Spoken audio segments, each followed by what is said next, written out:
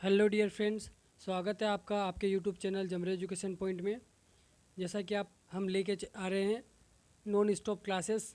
ठीक है, तो उसमें हम क्लिनिकल पैथोलॉजी डिस्कस कर रहे हैं, जिसमें हमने यूरिन और स्टूल डिस्कस कर चुके हैं। आज हम लेके आए हैं सीमेन एमसीक्यूज। ठीक है, महत्वपूर्ण क्वेश्चंस लेके आए हैं और वो भी एक ही वीडियो में, नॉन स्टॉप वीडियो होने वाला है। तो जिन्होंने अभी तक चैनल को सब्सक्राइब नहीं किया वो चैनल को सब्सक्राइब कर लें और बेल आइकन ज़रूर दबा लें, क्योंकि जो और भी अदर इम्पोर्टेंट टॉपिक्स है वो हम लेके आने वाले हैं। ठीक है, बहुत ही इंपॉर्टेंट क्वेश्चन होने वाले हैं for the lab technician and lab assistants के लिए। तो आज हम सीमेन एमसीक्यूज डिस्कस करने वाले हैं।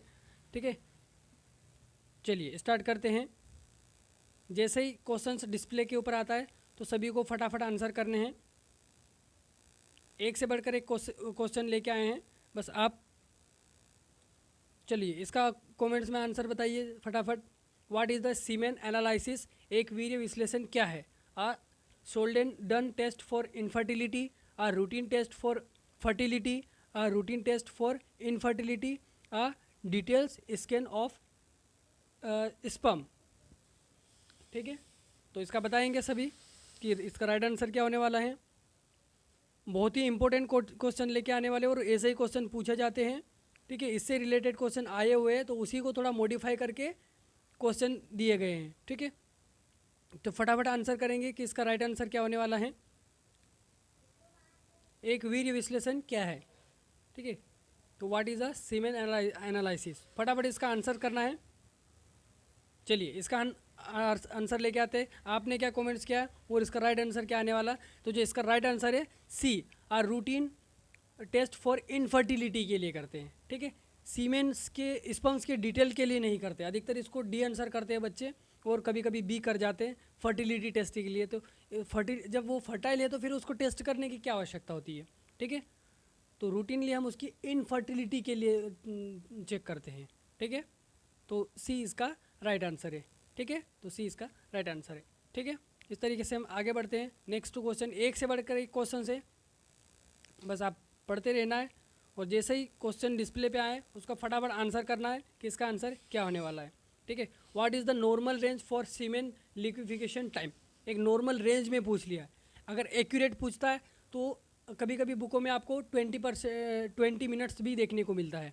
ठीक है, 15 to 20 मिनट्स देखने को मिलता है, वो थोड़ा बहुत वेरिएशन हो सकता है, लेकिन हमेशा आपको एक बुक के हिसाब से आप, जैसे हम लोग बुक के हिसाब से पढ़ते हैं, लेकिन वो बोर्ड एग्ज़ाम में क्या पूछा जाता है इम्पोर्टेंट वो चीज़ होती है। ठीक है, क्योंकि उसमें बहुत सारी डिफरेंसेस भी आ जाता है कभी कभी, तो हमें उसके हिसाब से आंसर करना होता है।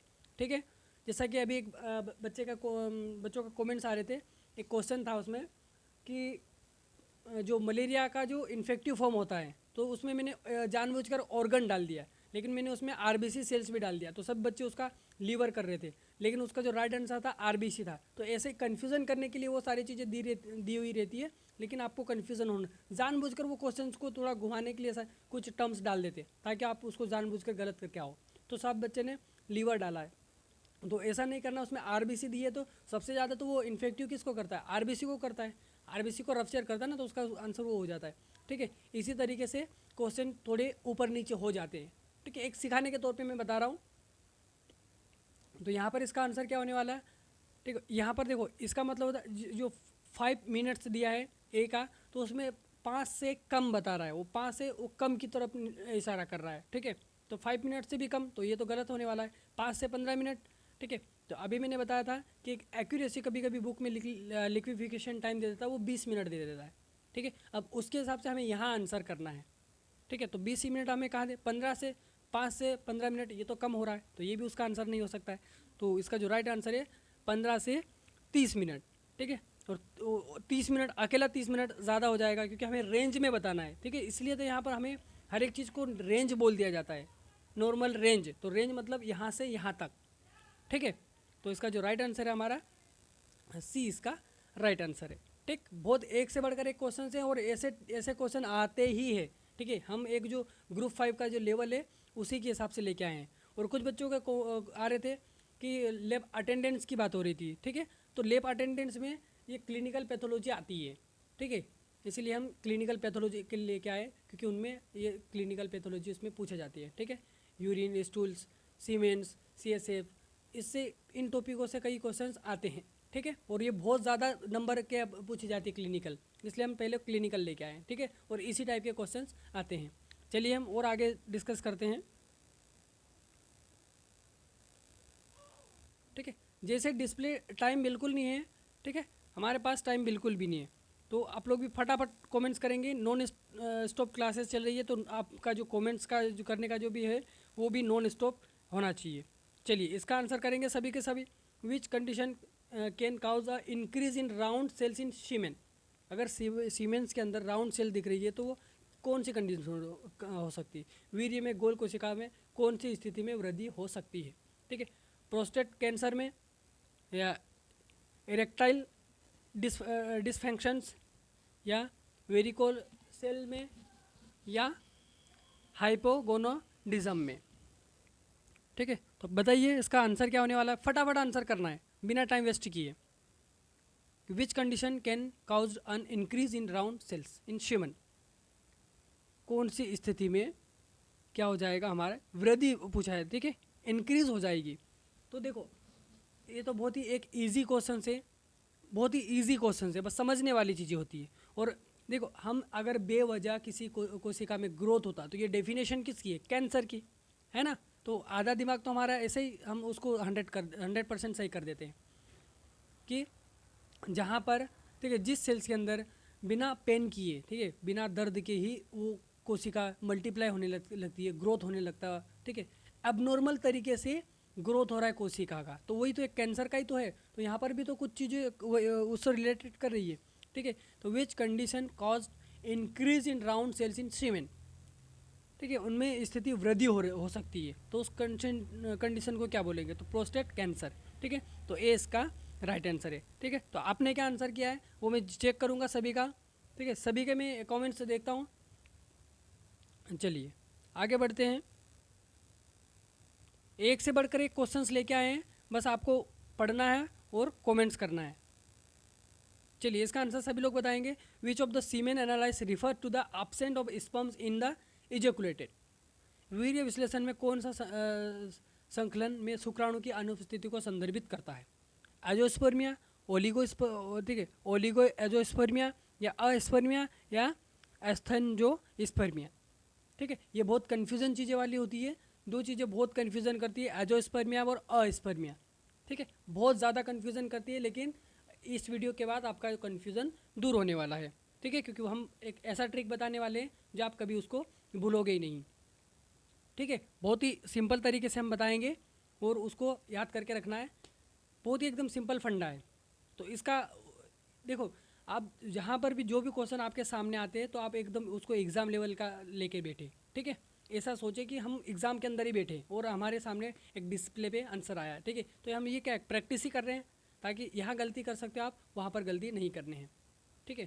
तो मैं बार बार एक ही चीज़ें बोलता हूँ कि कोई भी काम सीखते सीखते करोगे तो उसमें गलती होने के चांसेस होती है, और सीख कर करोगे तो गलती ना होने के, ठीक है, गलती नहीं होगी। चलिए तो ये हम चैनल के माध्यम से भी आपको यही प्रैक्टिस करवा रहे हैं। यहाँ पर आप सीखते सीखते आप देख रहे हो, ठीक है। तो यहाँ पर तो गलती हो सकती है, तो यहाँ पर गलती कर लो, लेकिन वहाँ पर गलती नहीं करना है, ठीक है। तो इसका आंसर क्या होने वाला है? Absence of semen in the ejaculation, ठीक है। तो अधिकतर बच्चे क्या कर जाते हैं, इसमें अस्पर्मिया लगाते हैं, ठीक है। तो लेकिन उसका जो राइट आंसर नहीं है, इसका जो राइट आंसर है हमारा एजोस्पर्मिया, ठीक है। अगर स्पर्म के अंदर देखो, अब मैं बता रहा हूँ कि स्पर्म के अंदर, ठीक है, इसमें क्या होगा, स्पर्म एजुकेशन मतलब सीमेन के अंदर स्पर्म एब्सेंट है, ठीक है। जब वो एजुकेशन हो जाता है तो उसमें स्पर्म्स क्या होते हैं, एब्सेंट होते हैं, ठीक है। जो सीमेंस है, सीमेंस के अंदर स्पर्म एब्सेंट है, और कब, जब एजुकेशन के बाद, ठीक है। तो उस कंडीशन को बोलेंगे हम एजोस्पर्मिया, ठीक है।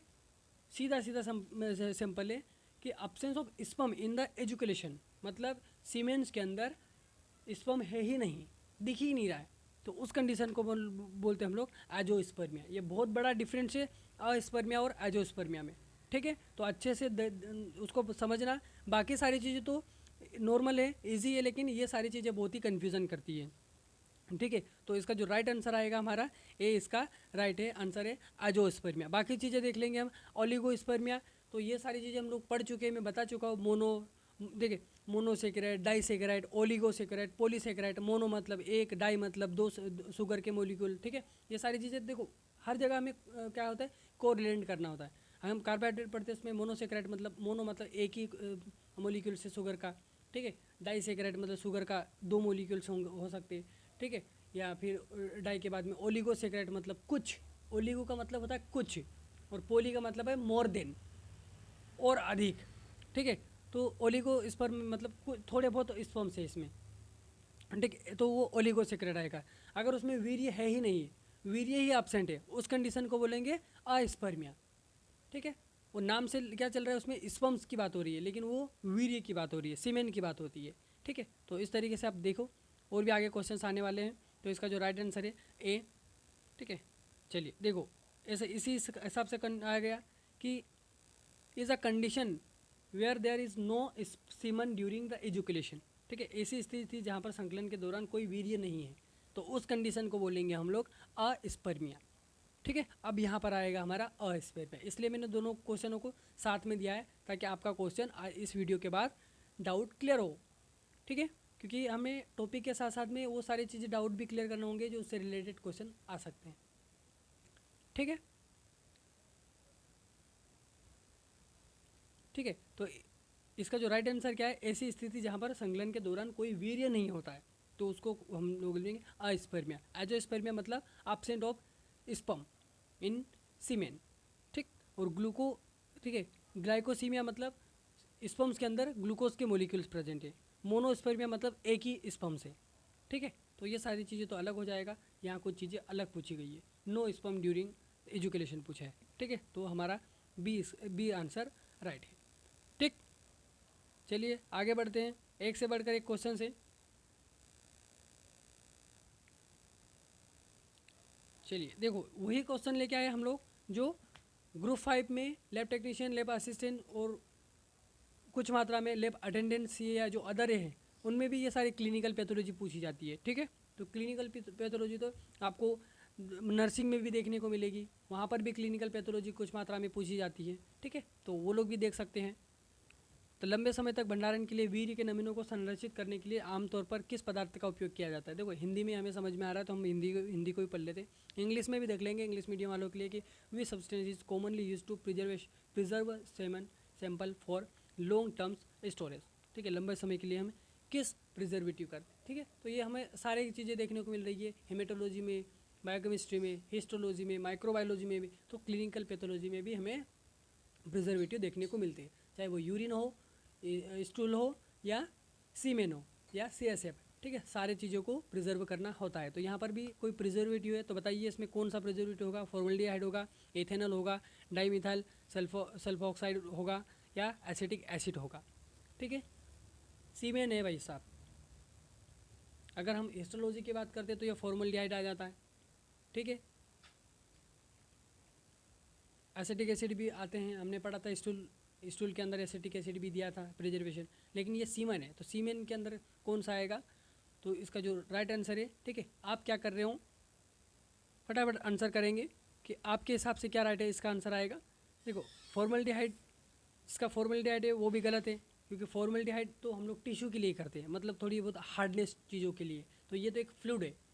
ठीक है, सीमेन हमारा क्या है, एक फ्लूइड है, तो वो उसका किस में करेंगे, तो इसका जो राइट आंसर है, आपने क्या किया, मैं इसका चेक करूँगा। ठीक, तो इसका जो राइट आंसर है सी, डाईमिथाइल सल्फोक्साइड। ठीक है, जिसको हम शॉर्ट में DMSO बोलते हैं। ठीक है, डाईमिथाइल सल्फोक्साइड। ठीक है, तो सी इसका राइट आंसर है। ठीक है, आपने क्या किया है, मैं सभी का आंसर चेक करूँगा। चलिए आगे बढ़ते हैं।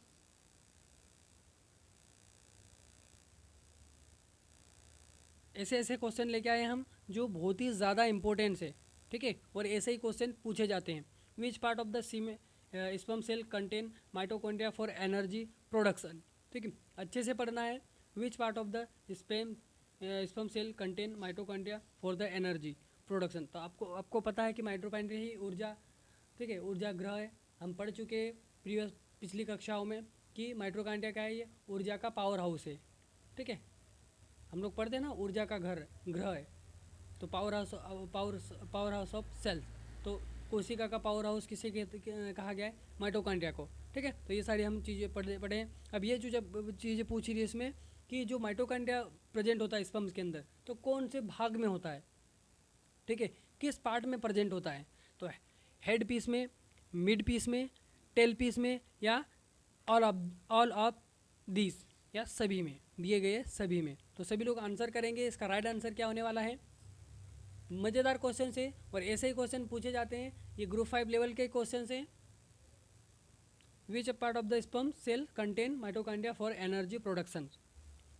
ठीक है, इसलिए आप कहीं अदर प्लेटफॉर्म पे जाने की ज़रूरत नहीं है। सारे सब्जेक्ट हम लोग लगभग अपलोड कर दिए गए हैं और एक से बढ़कर एक वीडियो है, हेमेटोलॉजी, माइक्रोबायोलॉजी, हिस्टोलॉजी। ठीक है, और अब लगभग हमारा पैथोलॉजी भी क्लिनिकल पैथोलॉजी भी कंप्लीट होने वाला है। ठीक है, तो आप सारे वीडियो आप वॉच कर सकते हो, जो कि आपके लैब टेक्नीशियन, लैब असिस्टेंट्स के लिए बहुत ही हेल्पफुल होने वाले हैं। और ओटी टेक्नीशियन के लिए तो ओटी टेक्नीशियन हो या एक्सरे टेक्नीशियन हो, माइक्रोबायोलॉजी और पैथोलॉजी, जो क्लिनिकल पैथोलॉजी बहुत ही मोस्ट इंपॉर्टेंट है। ठीक है, और जो नर्सिंग के हैं तो नर्सिंग वालों के लिए भी बहुत ज़्यादा इंपॉर्टेंट होने वाला है माइक्रोबायोलॉजी, क्योंकि वही कंटेंट हम लेके आए जो नर्सिंग के लिए भी इंपॉर्टेंट है, या अदर ओटी टेक्नीशियन या एक्सरे टेक्नीशियन, जो BMLT DMLT सभी लेवल में माइक्रोबायोलॉजी और क्लिनिकल पैथोलॉजी तो इंपॉर्टेंट होते हैं, क्या नर्सिंग में भी इंपॉर्टेंट होते हैं। ठीक है, तो उन लोग नर्सिंग वालों को भी शेयर कर दे, क्योंकि माइक्रोबायोलॉजी में बहुत ही उनसे भी, ठीक है, नर्सिंग में भी क्वेश्चंस आते हैं। ठीक है, तो आप उनको भी शेयर कर सकते हो, जो आपके जो रिलेटिव हो, कोई नर्सिंग की तैयारी कर रहे हैं, ओटी टेक्नीशियन, तो सारे बच्चों को शेयर कर दो ताकि उनका भी भला हो सके। ठीक है, तो ऐसा नहीं सोचना है कि हमें अच्छा प्लेटफॉर्म मिल गया तो हम किसी को शेयर ना करें। तो देखो, सिलेक्शन होना वो अलग बात होती है, किसी की हेल्प करना वो अलग बात होती है। ठीक है, चलिए इसका आंसर करेंगे। विच ऑफ, किस पार्ट में, ठीक है, जो हमारा स्पर्म्स होता है, तो इस पे स्पर्म्स की जो क्या 3 पार्ट होते हैं, हेड होता है और बॉडी होती है और टेल होता है। ठीक है, टेल हमारा जो फ्लेजिला होता है, जो उसको मूवमेंट करवाता है। ठीक है, तो माइटोकॉन्ड्रिया की बात हो रही थी, माइटोकॉन्ड्रिया कहाँ प्रेजेंट होंगे, तो जो माइटोकॉन्ड्रिया प्रेजेंट होता है वो उसकी बॉडी में प्रेजेंट होता है। बॉडी का मतलब बीच वाले भाग में।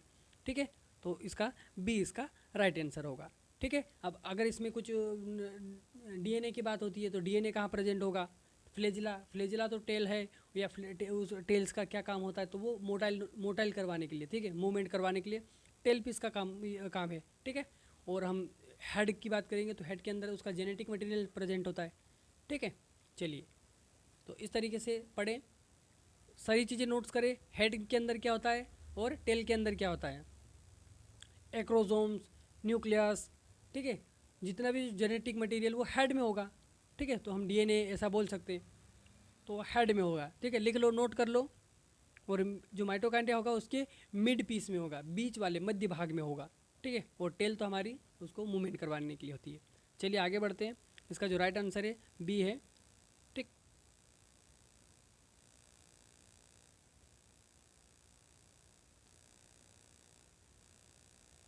चलिए देखो वही बात आ गई जो अभी हम लोग डिस्कस करते, which is the following the tips of terms sperm head is a portion called, जो कि शुक्राणु के सिर की नोक निम्नलिखित किसे कहा जाता है।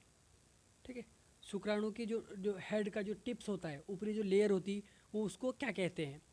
सिंपल सा क्वेश्चन बोला गया, न्यूक्लियस बोलते हैं, माइटोकॉन्ड्रिया बोलते हैं, एक्रोसोम्स बोलते हैं, या एक्सोम्स बोलते हैं।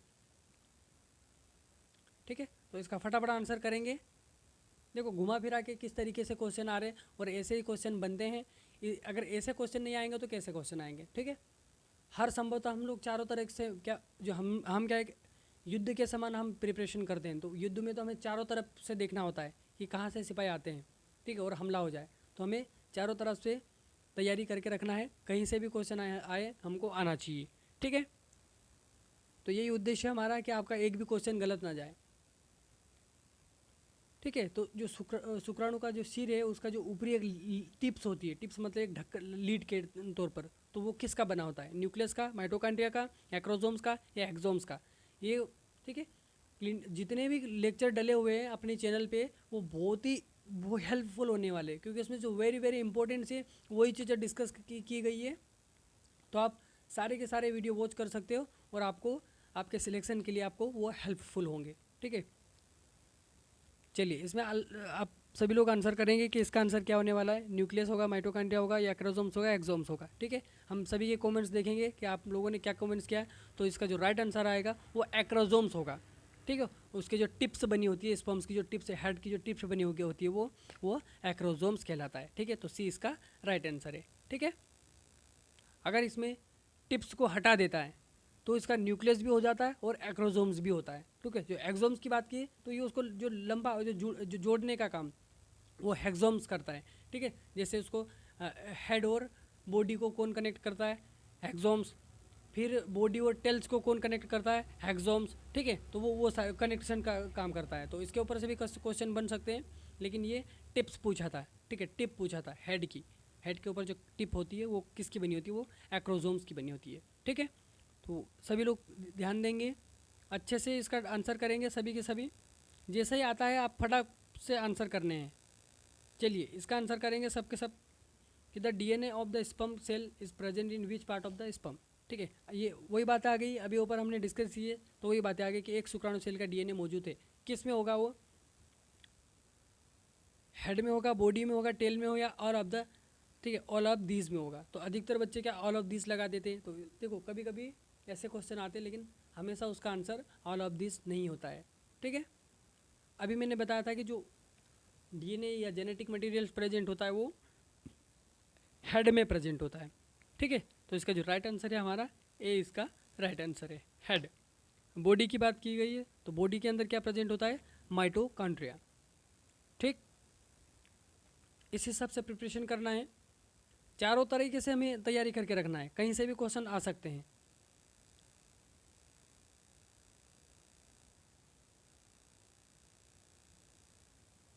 चलिए इस क्वेश्चन का आंसर करेंगे, this amongst the following statement is the incorrect human spermatozoa usually. ठीक है, बाकी सारे सही है, एक गलत है। यह निम्नलिखित कथनों के बीच गलत है। ठीक है, मानव शुक्राणु, ठीक है, शुक्राणुजोआ आमतौर पर। ठीक है, this is amongst following the statement is incorrect human spermatozoa usually. सारे के सारे सही है, एक इसमें इनकरेक्ट है। तो चलिए देखेंगे कि कौन सा, पहले तो इसका आंसर करेंगे, आप लोग पढ़ लो अच्छे से और फिर इसका आंसर करो, फिर आप देखेंगे कि इसका आंसर कौन सा आ रहा है। ठीक, फटाफट इसका कमेंट्स कर देंगे कि आपका ए होगा, बी होगा, सी होगा, डी होगा। एक बार पढ़ लो अच्छे से, फिर हम पढ़ के बताएंगे, समझा। ठीक है, समझाते चलेंगे हम कि इसका आंसर जो आपने किया वो राइट है या रॉन्ग है।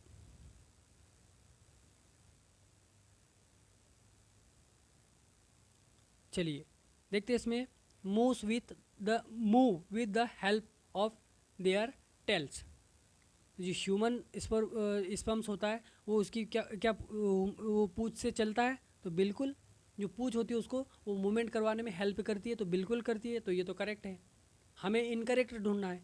ठीक है, हमें क्या ढूंढना है, इनकरेक्ट, तो ए वाला तो करेक्ट हो गया।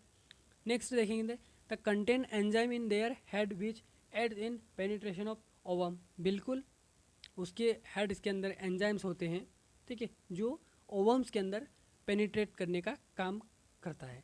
ठीक है, तो ये भी बी भी हमारा क्या रहेगा, 100% सही है। नेक्स्ट देखेंगे, are the release in largest number after few days in abstinence. ठीक है, तो क्या, तो कुछ दिन में, मतलब कुछ ही दिनों में वो बहुत ज़्यादा नंबर में क्या करते हैं, वो रिलीज़ करते हैं। ठीक है, तो ये भी हमारा सही है। लेकिन at the concentration of 1 million per ml of ejaculation will fertilization ova, तो ये तो इसका गलत है, क्योंकि 1 मिलियन बोला तो एटलीस्ट तो 5 से तो ज़्यादा ही होना चाहिए। ठीक है, 5 से 15 इसकी नॉर्मल रेंज रहती है, कम से कम 5 और ज़्यादा से ज़्यादा 15 मिलियंस। ठीक है, तो इसलिए डी इसका गलत आंसर है, ये इनकरेक्ट है ये। ठीक है, तो इस तरीके से आपको निकालना होता है।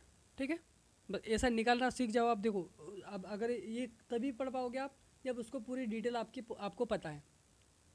ठीक है, तो कुछ चीज़ें तो देखो, ये पूरा लिख लो, इसके ऊपर से लिखने की क्या ज़रूरत है, वो तो हमने पूरा बता ही दिया। स्पर्म्स के ऊपर से पूरा एनालाइज कर दिया, उसका बॉडी क्या एनालाइज कर दिया, हेड का, टेल का, तो टेल तो मैंने ऊपर बता दिया कि जो क्या फ्लैजिलेट होगा, और जो फ्लैजिलेट होगा, हम बैक्टीरिया को भी पढ़ते आए हैं कि जो बैक्टीरिया फ्लैजिलेट होंगे वो मोटाइल होंगे। मोटाइल मतलब वो गति कर सकते हैं, ठीक है। तो इस तरीके से पढ़े। चलिए आगे बढ़ते हैं हम।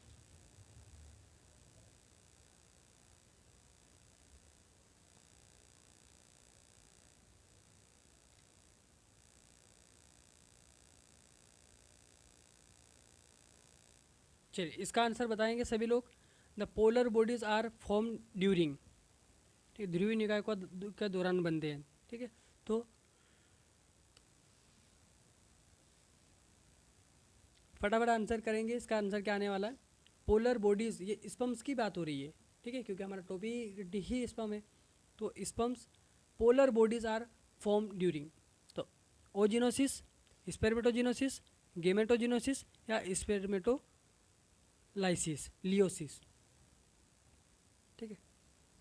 फॉर्म बोल रहा है मतलब इसमें बन रहा है, ठीक है। तो 3 में तो बनने की चीज़ें हमें देखने को मिल रही है, लेकिन डी वाला इसका गलत हो सकता है क्योंकि इसमें लाइसिस बोल दिया। स्पर्मेटा का लाइसिस, शुक्राणु का उसमें क्या हो रहा है, वो टूट रहे हैं, ठीक है, उनका ब्रेक डाउन हो रहा है। तो डी तो ऐसे ही गलत है, तो डी तो आएगा नहीं। फॉर्म बोल दिया मतलब उसका फॉर्मेशन हो रहा है पोलर बॉडी का, ठीक है। तो आपके हिसाब से क्या आएगा?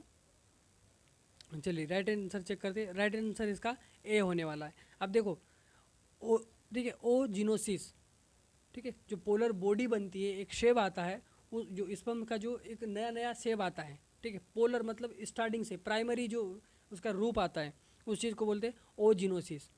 पहले ओजिनोसिस बनेगा, उसके बाद में स्पर्मेटोजिनोसिस बनेगा, ठीक है। स्पर्मेटोजिनोसिस पहले तो जो उसका नया रूप होता है, जैसे बच्चा होता है, तो बच्चे को भी बहुत ज़्यादा मात्रा में वो क्या होगा, वो छोटा होगा, तो हम उसे न्यू बोन्स बोलेंगे। कुछ और नया नाम देते ना, है तो वो बच्चा ही है लेकिन हम उसको नया नाम देते न्यू बोन्स, लेकिन वो रहता क्या, वो बच्चा है। और बाद में जब वो थोड़ा बड़ा हो जाता है तो हम उसको बेबीज बोलते हैं, ठीक है। उसी प्रकार से जो स्पर्म से, तो स्पर्म का जो एक बाल्यावस्था है, ठीक है, भ्रूणावस्था है, उसको ओजिनोसिस, सबसे पहले तो ओजिनोसिस होगा, उसके बाद में वो स्पर्मेटोजिनोसिस, मतलब उसके बाद में वो स्पर्मेटोजिनोसिस देगा। स्पर्मेटोजिनोसिस का मतलब ये होता है कि स्पर्म्स का बनना, फॉर्मेशन ऑफ स्पर्म। अब गेमेटोसाइड, ठीक है, गेमेटोजिनेसिस, तो ये जो गेमेट्स होते हैं उनका फॉर्मेशन गेमेटोसाइड जेनेसिस कहलाता है, ठीक है। तो इसका ए इसका राइट आंसर आएगा, ठीक है।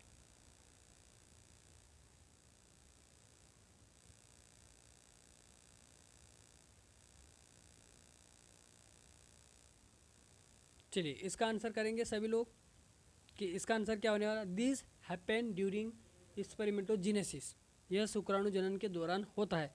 तो स्पर्मेटोजेनेसिस मतलब जो स्पर्म्स होते हैं, तो वो उसका कौन सा स्टेज होती है, ठीक है। मियोसिस, मिटोसिस, मियोसिस या एंड मिटोसिस या नॉन ऑफ दिस। तो देखो आप लिए दोनों चीज़ें पढ़ी थे। मियोसिस और मिटोसिस आप कहाँ पढ़ चुके थे? सेल डिवीज़न में, ठीक है। जब आपने सेल डिवीज़न पढ़ा था, हिमेटोलॉजी, वो सॉरी एनाटमी फिजियोलॉजी पढ़ी थी, तो उसमें आप सबसे पहले सेल्स पढ़ते हैं, ठीक है। तो सेल्स क्या हमारी स्ट्रक्चरल फंक्शनल यूनिट है, सबसे जो छोटी कार्यात्मक संरचनात्मक इकाई हमारी सेल्स है, कोशिका है। तो उसके बारे में पूरा आपने पढ़ा था, ठीक है। तो उसमें आप ये सारी चीज़ें आपने मियोसिस मिटोसिस पढ़ी हुई है, ठीक है। तो वो स्पर्मेटो में जो हमें वो हैपन फॉर्म पूछ रहा है, जब शुक्राणु बनते हैं तो किस किस विधि से बनते हैं, मियोसिस से बनते हैं, मिटोसिस से बनते हैं, या दोनों से बनते हैं, ठीक है। तो ये सारी चीज़ें तो पूछी गई है।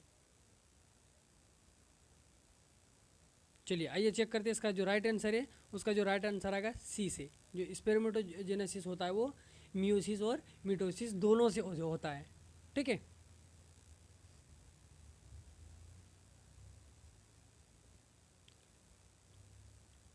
ठीक है, तो आगे बढ़ते हैं। चलिए इसका आंसर सभी करेंगे। The acute genetic section of sperm is it's, शुक्राणु का वास्तविक आनुवंशिक खंड इसका है। एक्रोजोम से, टेल से, मिडिल पी से या हेड है। चलिए वही सारी चीज़ें आ गई जो हमने ऊपर बताया था, जेनेटिक्स मटेरियल की बात हो गई, तो वो किस सेक्शन में होगा?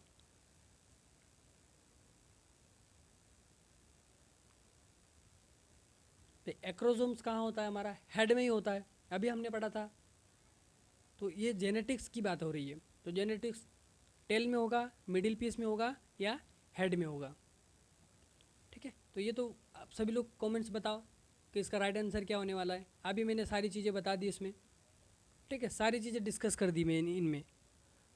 तो अगर ये क्वेश्चन अगर आप गलत कर रहे हो तो आपको बहुत मेहनत करने की ज़रूरत है। ठीक है, अगर इस इतने इजी क्वेश्चंस को आप गलत करोगे तो आपको बहुत ज़्यादा मेहनत करने की आवश्यकता है, और जो इसका आंसर बहुत जल्दी दे दिए वो सिलेक्शंस के लायक है। ठीक है, वो मतलब उसका जो प्रिपरेशन है वो अच्छी है। ठीक, तो चलिए चेक करते। हमने बता ही दिया था चेक करने की क्या है, इसका जो राइट आंसर है हमारा डी, हेड है। ठीक है, तो जेनेटिक मटेरियल कहाँ पर प्रेजेंट होता है? वो हेड में, हमने बता ही दिया था। ठीक है, तो इस तरीके से आपको प्रिपरेशन करने हैं, अच्छे से प्रिपरेशन करना है।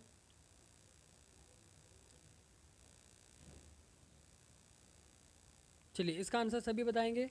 The process of spermatogenesis is included, शुक्राणु जनन की प्रक्रिया से प्रेरित है। TSH, FSH, MSH या ACTH। ठीक है, तो इसके फुल फॉर्म में बताऊंगा। TSH thyroid stimulated hormones, follicle stimulated hormones. ठीक है, या M तो SH दे दिया है इसमें। ACTH मतलब एडिनोकोर्टिकोट्रोपिन हार्मोन्स।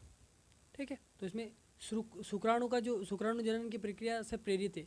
ठीक है, इंक्लूड मतलब शामिल है, तो कौन सा है? ठीक है, तो फटाफट इसका आंसर करेंगे कि इसका जो राइट आंसर होगा वो क्या होने वाला है। सारे के सारे लोग आंसर करेंगे।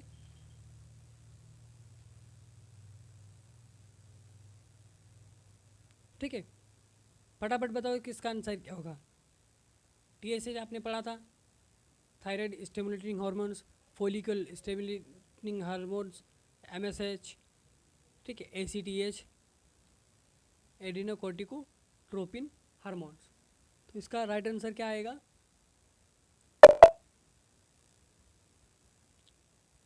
चलिए, जो इसका जो राइट आंसर है हमारा बी। ठीक है, बी इसका राइट आंसर आने वाला है। ठीक है, फोलिकल स्टिमुलेटिंग हार्मोन्स वो स्पर्मेटोजेनेसिस में पार्टिसिपेट करता है। ठीक है, तो इस तरीके से देखना है। आगे बढ़ते हम, एक से बढ़कर एक क्वेश्चन है, बस आपको फटाफट कमेंट्स करने हैं। चलिए इसका आंसर सभी लोग करेंगे।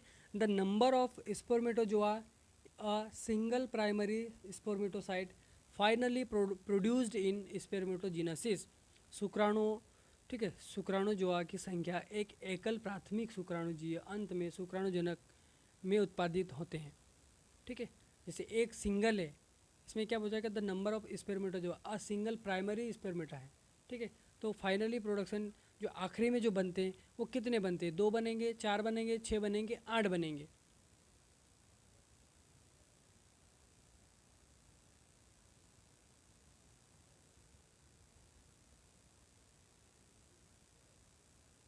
कि प्राइमरी तो में वो कितने रहेगा? प्राइमरी में तो वो सिंगल रहेगा। ठीक है, लेकिन वो फाइनली प्रोडक्शन स्पर्मेटोजोआ का कितना करता है वो, तो वो सारी चीज़ें पूछ रहा है। 2 करेगा, 4 करेगा, 6 करेगा, 8 करेगा। ठीक है, तो फटाफट इसका आंसर करेंगे कि इसका आंसर राइट आंसर क्या होने वाला है। चलिए चेक करते, जो इसका राइट आंसर है बी, 4। ठीक है, तो जो जो अगर सिंगल स्पर्म्स होगा, स्पर्मेटोजोआ होगा, तो जो, ठीक है, स्पर्मेटोजेनेसिस के बाद में जो फाइनली जो प्रोडक्ट्स प्रोड्यूस्ड होते हैं, ठीक है, स्पर्मेटोजेनेसिस में, तो वो 4 होंगे। ठीक है, उसके जो नंबर होंगे वो संख्या 4 होगी। ठीक है, तो इस तरीके से पढ़े। एक से बढ़कर एक क्वेश्चन से, और ऐसे क्वेश्चन आने वाले ही क्वेश्चन हैं, तो आप उसको अच्छे से पढ़ो।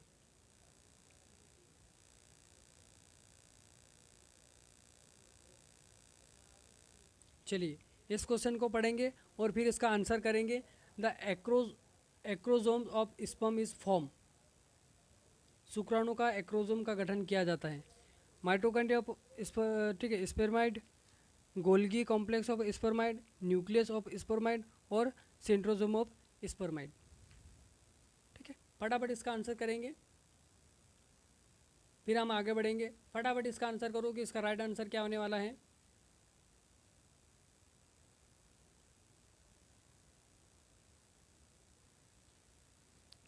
चलिए, तो इसका जो राइट आंसर चेक करते हैं। जो इसका राइट आंसर है बी। ठीक है, कि उसका जो एक्रोसोम्स बनता है वो, ठीक है, वो किस फॉर्म, कहाँ से बनता है वो गोल्गी कॉम्प्लेक्स ऑफ स्पर्माइड। ठीक है, गोल्गी बॉडी हमने पढ़ा था, तो गोल्गी कॉम्प्लेक्स से उसका एक्रोसोम्स बनता है। ठीक है, क्योंकि अधिकतर लोग इसमें क्या करेंगे, अधिकतर इसमें न्यूक्लियस की ओर भागेंगे। भाई माइटोकॉन्ड्रिया तो बोलेंगे नहीं, माइटोकॉन्ड्रिया तो एनर्जी का सोर्स है। ठीक है, माइटोकॉन्ड्रिया क्या है, हमारा एनर्जिक सोर्स है। ठीक है, तो हम एनर्जी तो कोई, तो इसका जो राइट आंसर है एक्रोसोम्स का, वो गोल्गी कॉम्प्लेक्स ऑफ स्पर्मेट।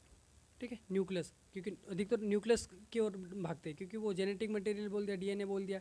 तो एक्रोसोम्स हमें अभी हमने पढ़ा था कि ये हेड के अंदर उसके टिप्स के रूप में होता है, टिप्स को फॉर्म करता है। ठीक है, तो एक्रोसोम्स करके कोई सेंट्रोसोम्स मत लगा देना। ठीक है, तो बी इसका राइट आंसर है। ऐसा कोई मिलता जुलता शब्द करके मत लगा देना कि एक्रोसोम्स आ गया तो मैं सेंट्रोसोम्स लगा देता हूँ। ठीक है, वो अलग है।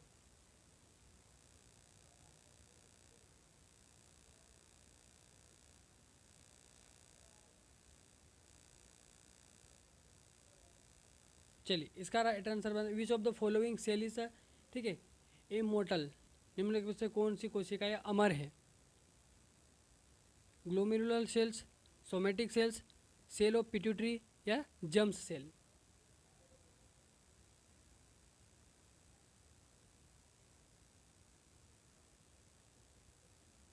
ठीक है, फटाफट इसका आंसर करेंगे। तो इसका जो राइट आंसर है डी है। ठीक है, विच ऑफ द फॉलोइंग सेल्स है इनमोर्टल है, निम्न से कौन सी कोशिका अमर है, तो वो जम्स सेल, क्योंकि जम्स कभी मरते नहीं है। ठीक है, जम्स हमेशा जिंदे रहते हैं, वो कहीं ना कहीं पनप जाते हैं। ठीक है, चलिए आगे बढ़ते हैं।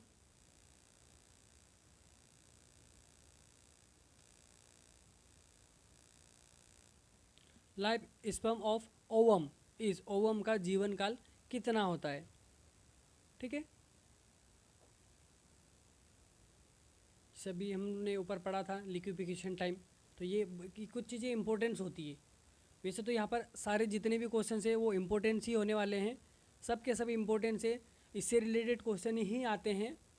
ठीक है, life span of ovum, ovum का जीवन काल कितना होता है, 60 घंटे, 12 घंटे, 24 घंटे और 8 घंटे। ठीक है, ओवम का, तो हम स्पम्स का जो लिक्विफिकेशन टाइम देखा था कितना था, वो लिक्विफिकेशन वो क्या है, एक वो एक जेली टाइप का होता है, लेकिन वो एक ड्यूरेशन में वो पूरा वाटर लेवल फॉर्म में कन्वर्ट हो जाता है। तो वो कब तक कितना, क्योंकि देखो अगर एक्यूरेसी अगर क्वेश्चन में 20 आएगा, ठीक है 20 मिनट्स, तो आपका 20 मिनट भी राइट आंसर होने वाला है। लेकिन आंसर के ऊपर आप जो ऑब्जेक्टिव दिए हैं उस ऑप्शंस के हिसाब से आपको तय करना होता है, क्योंकि हम तो बहुत सारी बुकें पढ़ते हैं। ठीक है, दो दो तीन तीन बुकें में हर यूट्यूब पर या गूगल पर कहीं सर्च करोगे तो कुछ अलग रीडिंग आती है।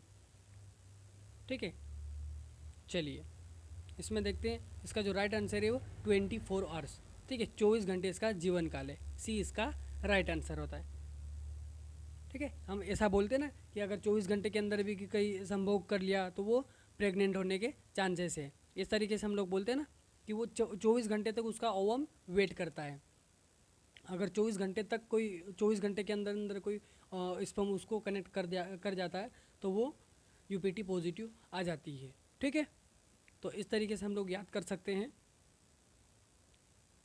और हाँ, ये जो इसका जो रिलीजिंग फॉर्म होता है वो 28 डेज में 1 बार होता है, 1 टाइम। ठीक है, ये 1 महीने में एक ही बार इसका ओव्यूलेशन होता है।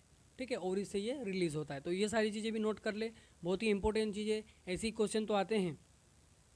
ठीक है, अब ओवम की बात आ गई तो मैं बता देता हूँ कि जो रिलीजिंग पॉइंट होता है वो ओवरीज से होते हैं। ठीक है, ओवरी के जो एक उंगली नुमा स्ट्रक्चर्स होते हैं, ठीक है, ओवरीज वो उसको कैचअप करते हैं, जिसको हम फिर वो आगे जाके वो फेलोपियन ट्यूब का स्ट्रक्चर्स बना लेते हैं। ठीक है, और फर्टिलाइजेशन भी फेलोपियन ट्यूब में ही होता है। तो ये सारी चीज़ें तो आपको फिजियोलॉजी में पढ़ने को मिल जाती है। ठीक है, कि फर्टिलाइजेशन कहाँ होता है, तो वो फेलोपियन ट्यूब में होता है। तो ये कुछ बेसिक इन्फॉर्मेशन होती है, वो सभी को पता रहता है। ठीक है, और पता भी होगा क्योंकि ओवम की बात आई तो हम बता दिए। ठीक है, चलिए, 24 घंटे इसका जीवन काल है। ठीक, आगे बढ़ते हैं। ये तो कुछ बेसिक जनरल चीज़ें होती हैं।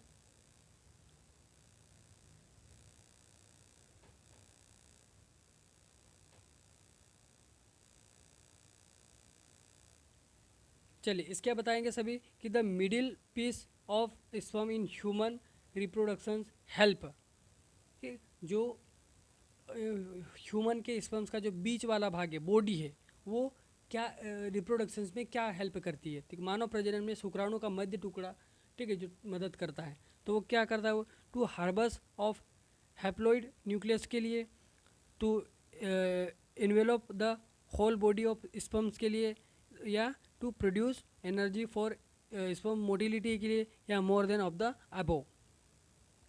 ठीक है, तो ये सारी चीज़ें बहुत ही इजी क्वेश्चंस है, समझने की बात है भाई। इसमें क्या बोलते हैं, जो मिडिल पोर्शंस की बात हो गई, तो मिडिल पोर्शंस में हम लोग क्या पढ़ते आ रहे हैं अभी तक, माइटोकॉन्ड्रिया। ठीक है, बार बार हम लोग एक ही चीज़ें देखो, इससे इसीलिए तो इससे क्वेश्चन बनते हैं, ऐसे इस तरीके से भी क्वेश्चन बनते हैं। तो हर एक एंगल से हम लोग लेके आ रहे हैं। अगर माइटोकॉन्ड्रिया तो दे दिया तो आप माइटोकॉन्ड्रिया तो मिडिल पीस में लगाना ही लगाना है, लेकिन अगर मिडिल पीस क्या काम करता है तो हमें पता ही है कि मिडिल पीस के अंदर माइटोकॉन्ड्रिया था, और माइटोकॉन्ड्रिया का काम क्या होता है, एनर्जी का। इसके हिसाब से इसका जो सी आंसर राइट है। ठीक है, to produce energy for the sperm motility. ठीक है, तो सी इसका राइट आंसर है। ठीक है, इसी तरीके से हमें पढ़ते रहना है, बहुत ही अच्छे अच्छे क्वेश्चंस होते हैं।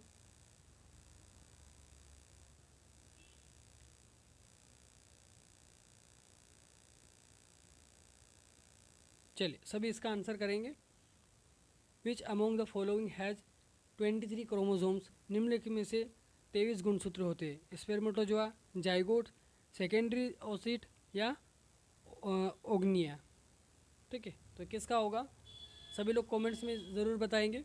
और एक चीज़ और कमेंट्स में बताएंगे कि जो स्पर्म्स होता है, ठीक है, उसका फॉर्मेशन कहाँ पर होता है, सभी लोग बताएंगे। मैं अभी बताने ही वाला था, मेरे मुंह से जब मैं ओवम की बात हो रही थी कि जो ओवरी से रिलीज़ होता है, तो मैं यही चीज़ें बोलने वाला था, मुंह से निकलने ही वाला था, लेकिन मैं, ठीक है, सभी लोग कमेंट्स में बताएंगे कि उसका फॉर्मेशन कहाँ पर होता है। ठीक है, और ईमानदारी से बताएंगे, किसी का नकल नहीं करेंगे कि एक ने कमेंट कर दिया तो खुद से सभी लोग एक अपने से सर्च करना और अपने से बताना है। ठीक है, कहीं से भी बुक से आप प्रिस्क्राइब ले सकते हो, लेकिन खुद से सर्च करके देखना ताकि आपको एग्ज़ाम में याद हो, क्योंकि ये बहुत ही इंपॉर्टेंट क्वेश्चन होने वाला था और ये मैं डालने वाला था, लेकिन मैं उसको जानबूझकर नहीं डाल पाया, ताकि इसको आप कमेंट्स में ज़रूर बताना है। ठीक है, और मैं अभी क्या वो ओव्यूलेशन की बात आ रही थी, तो उसमें मैं बताने ही वाला था कि फॉर्मेशन ऑफ स्पर्म।